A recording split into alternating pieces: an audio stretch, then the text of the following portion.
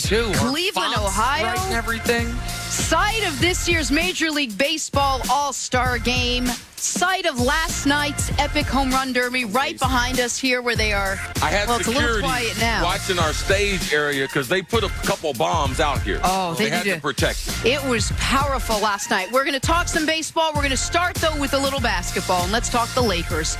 So after rumors of the team going after big-name point guards like Kyrie Irving, like Kemba Walker, like D'Angelo Russell, and not getting any of them, LeBron James reportedly said, no problem, I got this. And maybe he's right. Last season, LeBron averaged the third most assists per game in the NBA. So LeBron James playing point guard. What do you think, Nick?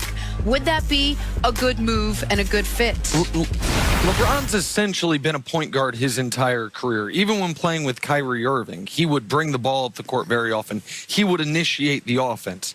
I love this move. Potentially. The reason you do this is so you have more positional flexibility up and down the lineup, and because you don't have any great option in the traditional point guard sense. There's, to go bottom to top on the roster, there's Alex Caruso, who actually played well in limited minutes last year, but he can't be a starting point guard.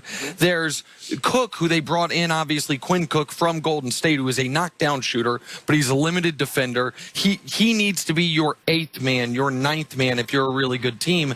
And then there's the guy who I was afraid was going to be the starting point guard, the single least effective player on the Lakers all of last season from a plus-minus standpoint, from a on-court, off-court with LeBron standpoint, Rajon Rondo. One of those three guys was going to have to be your point guard unless LeBron stepped in and actually filled that role.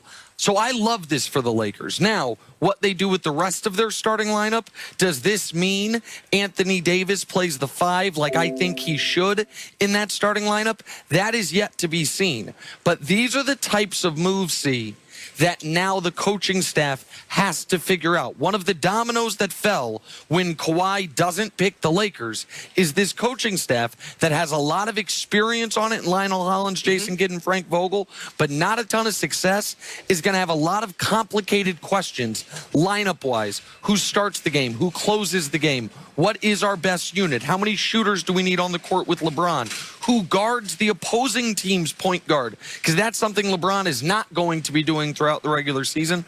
Those are questions yet to be answered, but at first blush, LeBron as a point guard, I think makes a ton of sense. The first time you ever saw LeBron James play basketball, if it was in high school or if it was the first year he was in Cleveland, you would know that he had unusual ability to be able to find people, to understand passing lanes, to understand the game. Besides his unselfishness, it's probably his most dominant skill. I know people look at his body and his overall durability. Yes, that's been a tremendous asset. But his ability to understand passing lanes and understand how you set up offenses, that to me has been one of LeBron James's biggest skills that he's been able to have. Eventually, he was going to be able to move to point guard. But the thing with LeBron, and one of the issues or problems, is he got so many skills. We could move him, if we wanted to go small, we could move him to the 4. He could play power forward. He can play point guard. He can play the wing. He's done all these things throughout his career. But what's best for the Lakers is for him to be the point guard. And I believe, Nick, you talked about that coaching staff. The coaching staff's going to have to juggle not only some veteran players with some younger players on that bench, but they're going to have to juggle the personality of Rondo and Boogie Cousins. Traditionally, they have been starters. Yes. They probably, at this point in their career, still don't want to come off the bench for a number of different reasons. But if they can convince them that it's best for the team for those two to lead their bench, their team got a lot better. And Anthony Davis, at this time in his career, I pointed out yesterday, he's always said he didn't want to play the 5. The NBA is totally different now. Right. There's not a whole bunch of centers, and it's to their advantage. Regardless, he's not a center, but for him to play the 5, especially starting out these games. Even though him and Boogie Cousins will share some minutes on the court, I believe that's the best lineup for the Lakers starting out. I know we're placing a lot of emphasis on LeBron playing point guard, but how important is the starting lineup? Is the starting lineup the finishing lineup? Is the one that we're going to see all season long? Is it, created in cement? Well, so listen, so it's not created in cement, but people say this a lot. It's not, and you hear this in high school ball all the time. Don't worry if you're not a starter. It's not who starts, it's who finishes. And I understand that teams, the Warriors, throughout their run, very often did not start. In fact, almost never started Andre Iguodala, but he closed games. But listen, some of the guys, Lakers Film Room is a great Twitter account that I follow, and the guy who runs it pointed this out, and it's a really good point.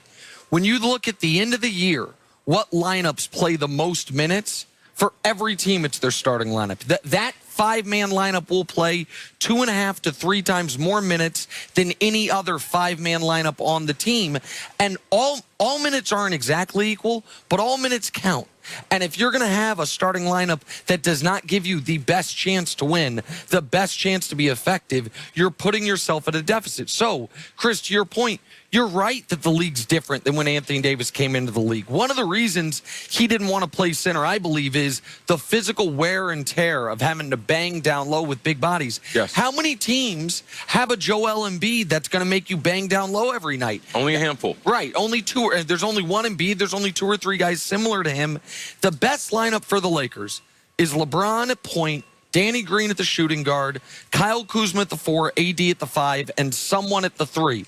I would argue Avery Bradley, the guy they picked up yesterday, because Avery Bradley can guard the opposing team's point guard. If they go with what I think a lot of people expect them to do, which is that one on the right with either Kuzma or Bradley in that third spot, if they go with Kuz, then without Bradley out there, with Boogie out there, then who guards the opposing team's point guard? It's a real question. So then I ask you this. Is LeBron James at point the best chance for the Lakers to win? If they had other pieces, is that where you'd want him? Well, I think LeBron's ability to play the point, he's going to get everyone the shots they need in the spots that they need. It's a dilemma that they have to face. What do we go with? Do we go with LeBron at the point, or do we turn it over to Rondo, which I don't believe the team is going to be as efficient? It becomes an issue.